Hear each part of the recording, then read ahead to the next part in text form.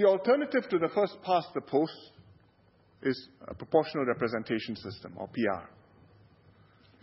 This would certainly increase representation of alternate views and opposition parties in Parliament. But PR systems tend to produce weak governments based on shifting coalitions of different parties. In some countries, this is fine. The Scandinavians work it, the Germans work it, the Swiss work it. These are homogeneous societies. The political views are along a spectrum, center left, center right. Different parties are arranged along that spectrum. And depending on the mood in the country, you form a more left coalition or a more right coalition, and then you govern for the next few years. But it doesn't always work like that. The most extreme example of proportional representation in the world is Israel, where any party can get a seat in Parliament provided it collects just 1% of the total vote of the whole electorate. And Israeli politics is much more exciting than Singapore politics. It's characterized by weak coalition governments with small extremist parties wielding a disproportionate influence on the policy of the government, because the government needs the minority partner. The minority partner only cares about one thing, and you either give me one thing or I force a vote of confidence and you're out. Happens all the time. In Israel, the negotiations begin after the elections end, because then you decide, argy-bargy, horse trade, who to form the next coalition. Then you test the coalition, vote of confidence, then you really know you have a prime minister and a government. In Singapore's specific context of a multiracial and multi-religious society, situated in a dynamic and unpredictable environment that Southeast Asia is, proportional representation would ruin us. We need strong national leadership. We cannot afford a system which is going to produce weak coalition governments. That's the first reason PR doesn't work for us, but I think the most important reason PR doesn't work for us is this second one. That because we are a multiracial, multi-religious society, PR will encourage parties to form based on race, based on religion, or, for that matter, based on cause-related issues, to push stridently for narrow interests of their group at the expense of other groups. And this would polarize and divide our society. Instead of politics bringing people together, politics will pull people apart and make them clash. And Singapore will fail.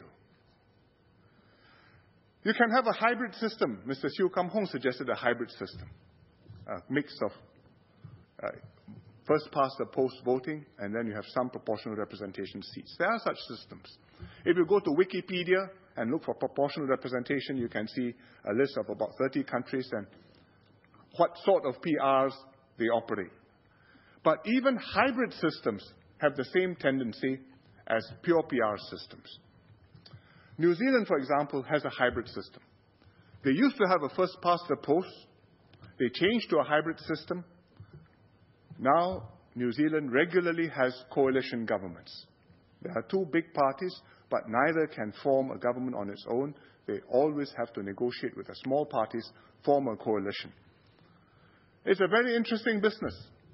In the previous coalition government, Labour, led by Ms. Helen Clark, the coalition was so diverse that they had to have parties in the coalition who really didn't support the policies of the government. And Helen Clark had to appoint 2 ministers from her coalition partners who were ministers outside cabinet. So I looked up what ministers outside cabinet means. It means they are bound by collective responsibility only on the matters in their portfolios. In other words, if I'm the foreign minister, their foreign minister was Mr. Winston Peters from the New Zealand First Party, a Maori party. I'm the foreign minister. On foreign policy issues, I have to abide by cabinet decisions and support whatever cabinet decides. on education, on defense, on trade, on anything else. I'm not bound by what cabinet decides. I can have my own policy. And he doesn't sit with the cabinet on the front bench. He sits near the cabinet on the cross benches.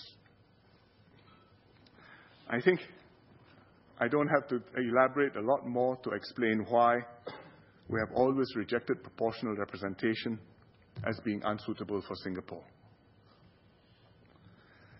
Therefore, it is best for us to refine our present first-past-the-post system further to fit the changing needs of our society. And I propose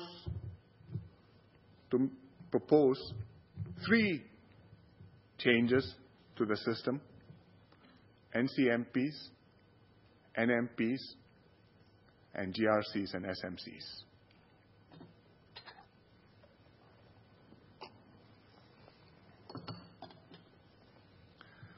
The NCMP scheme was introduced in 1984. Currently, the Constitution provides for up to 6 NCMPs. Under the Parliamentary Elections Act, the Act prescribes a minimum of 3 opposition members in Parliament, although the President can specify a higher number, up to 6, before nomination day. So if fewer than 3 opposition candidates are returned as elected MPs, then you top up to 3 from the best losers to make with an additional 1 or 2 or 3 NCMPs, so that there will be 3 opposition members in the House. So the Constitution says there can be up to 6 NCMPs. The law says there will be at least 3 opposition members in Parliament. The President can gazette that it can be 6 before nomination, but so far that has not been the practice. We have not done it. So we have at least 3 opposition MPs in Parliament. And in the last election, Mr. Loh Tia Kiang was an opposition MP, Mr. Chiam See Tong was an opposition MP. So there was 1 additional possibility for NCMP offered to the best loser, which was from Aljunied GRC, and it's Ms. Sylvia Lim. The history of the NCMP scheme is quite an interesting one.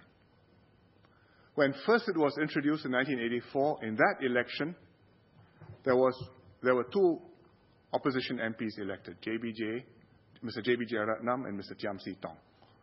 There was 1 NCMP who was eligible, Mr. MPD Nair of the Workers' Party in Jalan Kayu constituency.